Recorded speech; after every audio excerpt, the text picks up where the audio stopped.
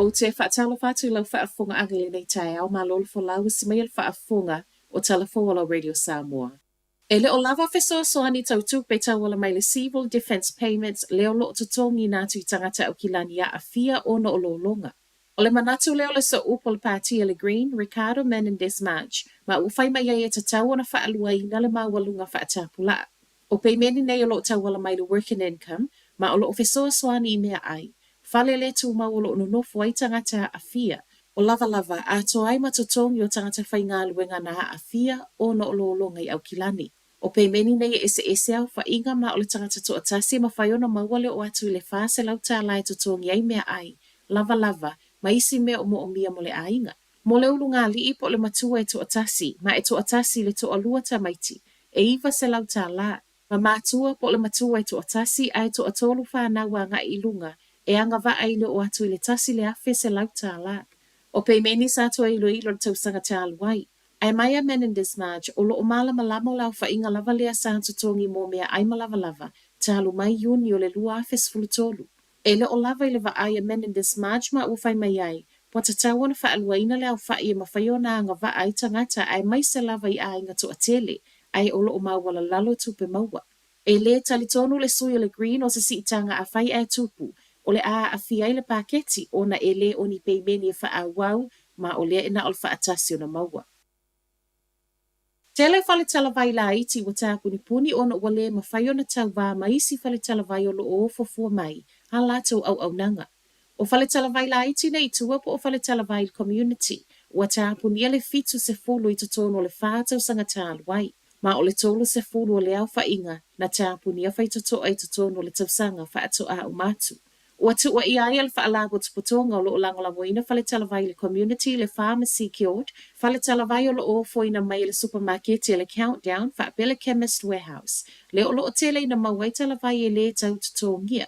Ua o lava fo I le 5 tāla le sa tele ina tapa. Mai le pharmacy kiord ua na o ni whainga whaato sina ina ia tili whaale le iaia la tau sea I le marketi. O se mata upo avea le pharmacy kiord le pulenga le soifua malolo ina le tūla fono. Ono lai sene lua na ia wha matu ua tui whale talavai le countdown, e mawhai e ona tala fua talavai tangata. Ai maila loi o lo tu mo le pulenga le soifua malolo ina, paule tu o lo popole I le pharmacy kiord, o tagvanga I le vau whale talavai, ai ele o soifua malolo ina o tangata lau tele. E mo o mia le tu ina tu o le malo si anga I skula ati la tau te tau fia I tangata ngā oi o lo o ngā o ia whale o loa. A o whaatupula ia le to atele o tangatanga oi o lo o so ia supermarketi. O le mana onga leo le asocio skula ati. Ina ia mawhaiona fesoa soani e skula ati le tapu e ina matao fia. Wha mauninga le Retail New Zealand I tala le Newsham. O le to atele o tangatanga oi, wapei o le mea fua lava le whaatumo le kololi. Ma sava vali ese ma le whale o loa, e le to tongia le whaatau. To atele skula ati mo le mau le fia fesoa soani e ta aufi tangatanga oi, pe ta ia le mawhai, ono le tūla fono. Ua avea ima mafua ango le sau whaatununga mai tangatanga o ie le ma whaiona pa I atu le skula ati ia I latou. A o talo sanga mai eile asosia skula ati o le tali mai mtanga luenga o whaamasinonga e le o se mataa upuna la ngā mua mai le Private Security Personnel Licensing Authority ma e le o iai fo I se ilo I longa o ta oto I le taimi nei. Ua whaatonu e le pūlenga le soifua maloloina te whatu ora le whai o se ilo I longa e so e ai. Pe ai se ana mo tu sia whaafua se ele tisel fale mai kalai estete. To e titi tu la atoa lena pongi sa ele fale mai kalai estete le po las farele whaato a umatu. Ma e whaapea ele I ola fo I maleafi wha leo.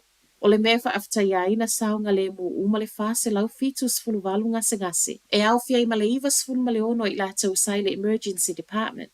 Ripotia le Herald o le ana tongu fitia lava nisi o ngase le pongi sa. Pepe e a malulu. Pepe uma telefoni, masini komputa, whaapea nisi o masini e wha o ngai ngase.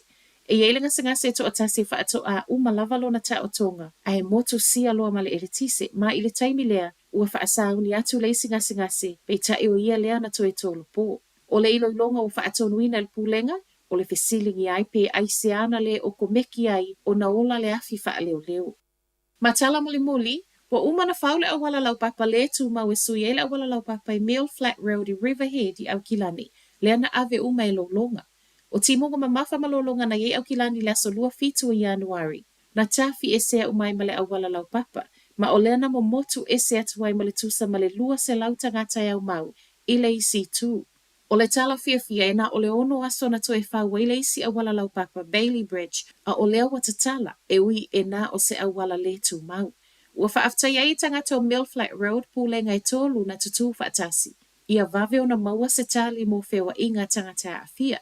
Ma o pulenga nei le Auckland Transport, down in New Zealand, ma le waka kutahi. Silia ma le tolus furulima tangata whai ngalu inga na toe whawina le awala lau papa le tu mau wai nei. Ma o le whaatu tonga ino le nei awala lau papa valu se fulutone na au mai uma mai Hawke's Bay. I se tala lata mai le Auckland Transport silia ma le valu se fulu faa awala au kilani na tāpu ni e tutonu. O le se fulu waso o tuana i mafua mai palapala solo malolonga. Pei ta ia o mai le taime tu ufaat se tala tai au. Ua toe lua sulfa awala lo tāpu ni a pea ma o lo ngā lulu e le whaitau se lau la au whai ngā luenga i a vave o na tue tatala. O tala na o le nei tai au, manuia le nei aso.